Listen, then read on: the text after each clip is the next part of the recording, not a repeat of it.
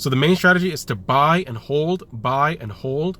When you buy a stock that has a dividend, you use the monthly or quarterly payouts to reinvest it back into your portfolio. So you use the buying power from the new dividends to buy even more stocks. So then next time around, you'll have even more buying power to buy even more stocks. That on top of putting money into it, like on a weekly, bi-weekly, or monthly basis to buy even more stocks, is like a glorified bank account that you do not touch. You don't touch this glorified bank account so that I can continually use the money that you invested into it to keep working out and make more money. The more stocks you have, the more it'll scale up the amount it generates as it rides the ups and downs, the growths, the plunges, the recessions and depressions of the market. Put simply, you're in it for the long game. Most people like the idea of passive income and having it there to pay for some, most, or all expenses. Unless you have a lot of money to drop, it's going to take a while. I mean, we're talking dollars or pennies. An average dividend yield is like 2 to 8% a year. That's like $1 to make 2 to 8 pennies. So yeah, it's going to take a while, but those pennies are going to keep hitting you in the forehead, monthly or quarterly or annually, depending on your stock. And those pennies will add up to dollars, and you can just throw those dollars back into the system to make even more pennies. So, for example, $50 into Microsoft. Quarterly, 46 cents, up from 42 cents last year.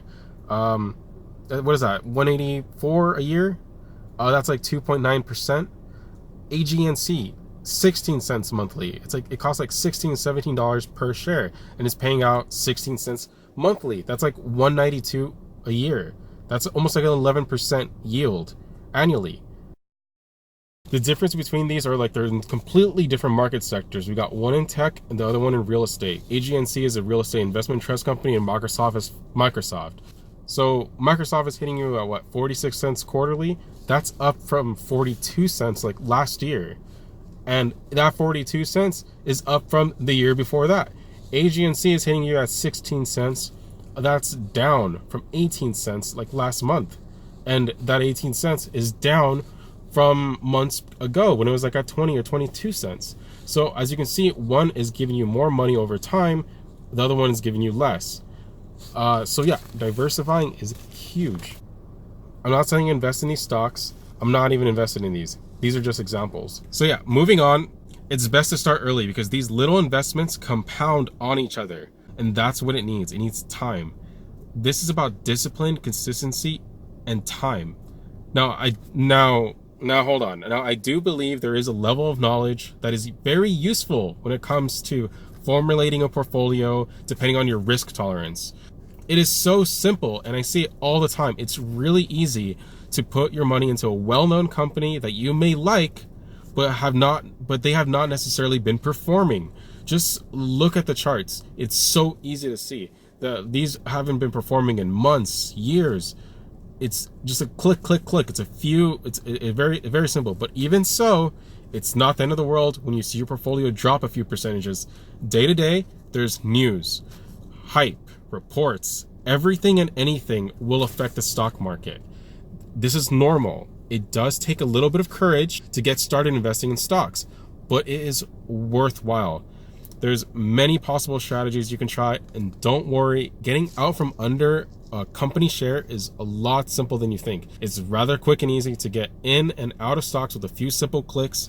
If your strategy is to buy and hold and see what happens along with diversifying, do it. Do it as long as it makes sense. Whether or not it makes sense will come with time and experience and simply gauging your risk tolerance. And you won't know your risk tolerance until you've risked it to make the biscuit. So it's best to find out. Go out there, and there hasn't been a better time to get started, especially now since there's commission-free apps like Robinhood and Webull, which I'll link in the description, an affiliate link and a non-affiliate link. You can start off passively. Put a few dollars a week, bi-weekly, monthly. Make the decision of what percentage of your income you're willing to invest to learn about investments, however tiny, just to experience it. Saving your money in a bank account is like the tip of the iceberg. Getting into like blue chip stocks, dividend stocks, real estate investment trusts, bonds, index funds. There is so many investment vehicles out there in the stock market, in business, that will lead you into all kinds of different avenues. But for this, you don't need a lot of money, just a few dollars. I think that's just a misconception that you need a lot of money to get started. It's a lot easier now than there's been at any time. There's so many free resources and groups to help you along the way. The sooner you get started, the sooner you'll make mistakes, and the sooner you can learn from those mistakes. And it's going to be a lot less costly to you to learn those mistakes, to learn from those mistakes, as you won't have a lot of money into it. And those lessons you'll learn along the way are going to be so invaluable. Go into this with a long-term mentality. Don't get caught up in those get-rich-quick ideas. You're not going to go broke unless you're investing in penny stocks, which no one will tell you to do. And when you get into those index funds and blue chip stocks that are secure, it is so exciting when they go down. And that's like, what? It is so exciting when they go down because those are buying opportunities. Just think of it as buying shares at a discount. The economy always recovers. It recovers from recessions, the depressions. Look at 2008, 2009. When the recession happened, it was a great opportunity to buy and buy and buy more. If you bought a bunch of shares then, you are living it up now. It has long since recovered. It has grown so much since then. There will always be ups and downs, but who cares? That's the point. There's so many investment vehicles out there. So taking the time to learn investing for yourself, learn to build up that portfolio and to manage your money in your day-to-day life, as well as setting yourself up for the long term, is all worthwhile. So that's it. So yeah, that's it. As always, keep working hard and may the actions you take help you prosper. Till next time, see ya.